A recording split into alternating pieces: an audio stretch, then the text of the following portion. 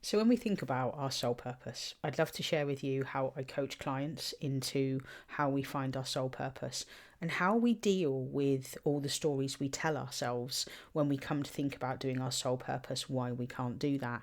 It's one of the most common things that I do in my coaching sessions with clients is I help them get to the bottom of why it is you're here.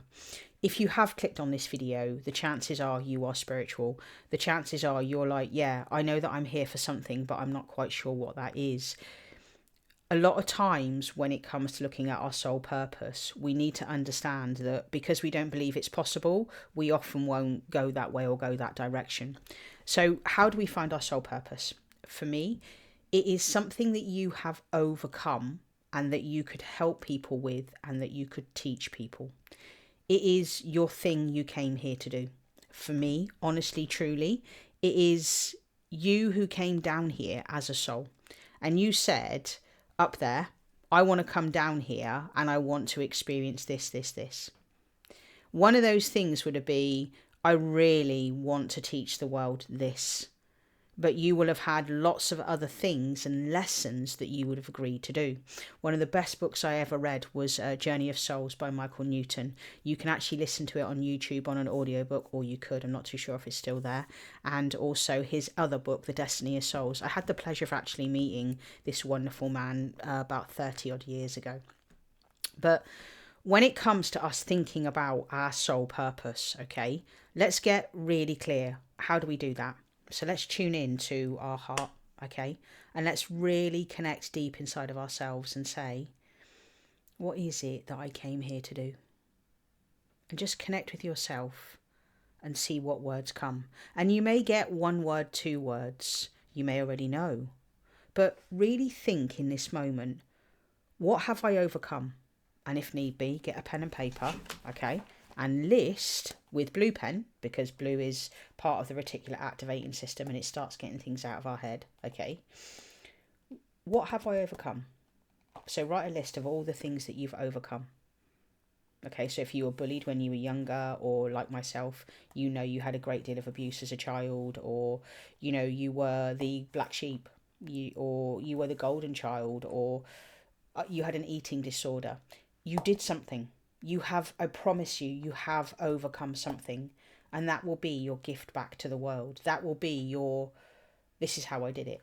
Because that's how I know what my soul purpose is. Because I'm the person that had no help and no support when it came to healing my dissociative identity disorder, and how I've been able to work so closely with the inner child. That's my gift back to the world.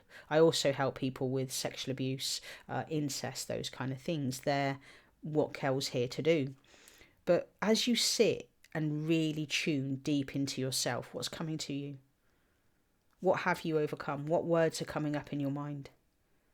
And really start to really tune into that and go, okay, cool. So I did that when I was younger. I did that.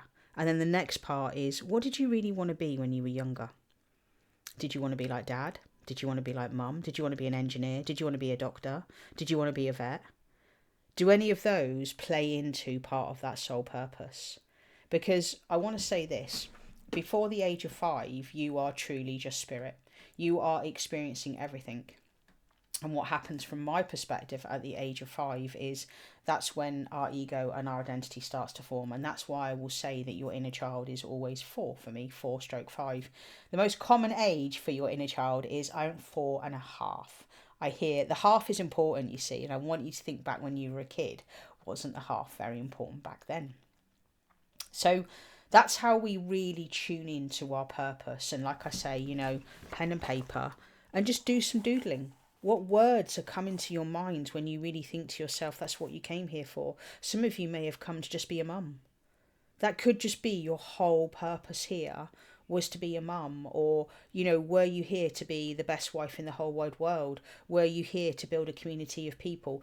It doesn't have to be something that is absolutely wham bam massive. You don't have to change the world, but I promise you, you came here to do more than live the Groundhog Day. You came here to do more than do other people's laundry and clean dishes or whatever. But if you did come to be a mum, what did you come to do that for?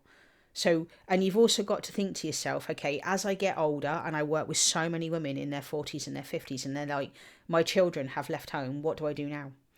And I want you to think about, what's the next step for that? Are you going to, if you're a mum, are you thinking about fostering? Are you thinking about adoption? If your children are growing up, now what? And what's really important, and this is where the inner child work really, really helps when it comes to your soul purpose and your mission, etc., is really sitting there and going, okay, cool. Do I actually need to do some healing?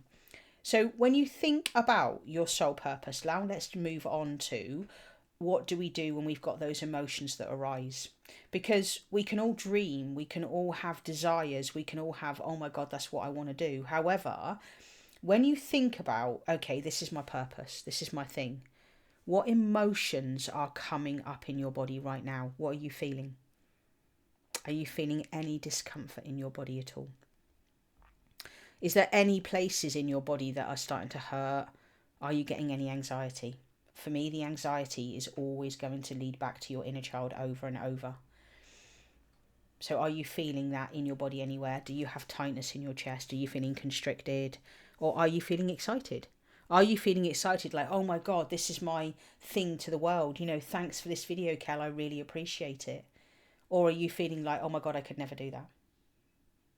And I want you to know that just because you're thinking about your purpose today, that could invoke and trigger your inner child within inside of yourself.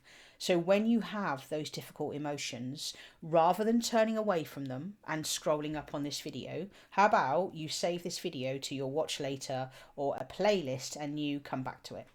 Because if this video has brought you some discomfort and made you go, no, I'm not quite there, keep it. Come back to it and let's investigate what feelings are coming up. And rather than turning away from those feelings, one of the greatest things I've ever learned in my life is let's turn towards those. Let's turn towards those emotions and those feelings and let's start to dig a bit deeper. So when you are thinking about your soul purpose, are you feeling you're not good enough? If you feel you're not good enough, that will, I promise you, come back to your inner child. Are you feeling you're not worthy of that? One of the biggest things I see in inner child work over and over is, oh my God, I don't want to be seen by people. I don't want the world to see me. Oh my God, no, I couldn't ever write a book. I couldn't ever stand on stage and coach people. So just know that if you are, I don't feel good enough, I'm not worthy, I'm unlovable, like I couldn't do that. I couldn't have all these people love me. I couldn't be adored. And when you have the not seen and not heard, they are all inner child things. And this is why I say, honestly, for me, when it comes to looking at your soul purpose and what it is you're here for me, what's really important is we go, okay, what wounds do I need to heal? What do I need to heal to get to do my soul purpose? Because yes, we can try and manifest the greatest life in the world, but ultimately, if you don't feel worthy, you're not going to bring that soul purpose towards you. If you don't feel good enough, you're going to do everything, or your inner child or other parts of you will do everything to keep that purpose away from you.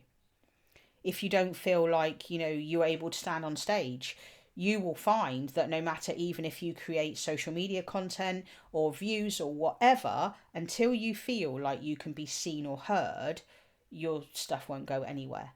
And that's why I say the inner child work is so imperative. And the biggest thing that your inner child needs is to feel safe. And safety is created through consistency. And that is through seeing your inner child over and over. And that's why you see me.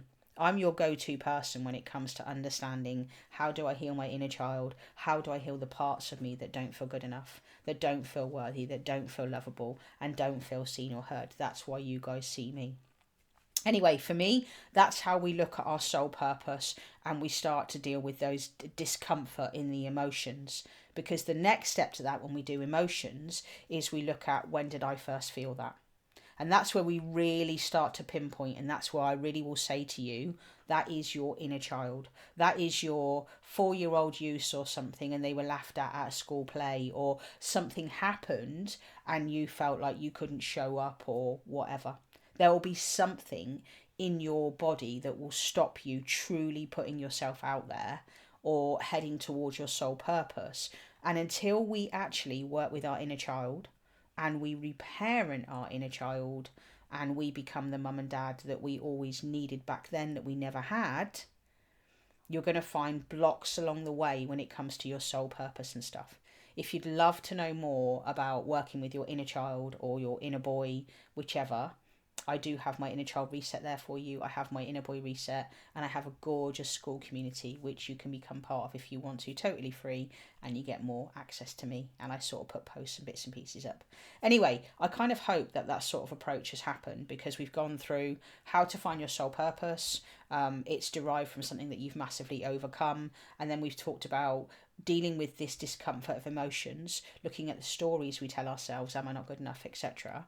And then what we do is lean in and turn towards those emotions. And then the last bit we also spoke about was around when did I first start to feel that way. So this is just a very brief overview of how I coach people in a session around how we look at our purpose, etc. If you would like to dive deeper and dig deeper and really do an hour with me or 90 minutes, just know I'm somebody that is popping up on your screen that is incredibly intuitive. I see stuff at the same time you do, and my job is to guide and get you there intuitively, and we make a plan.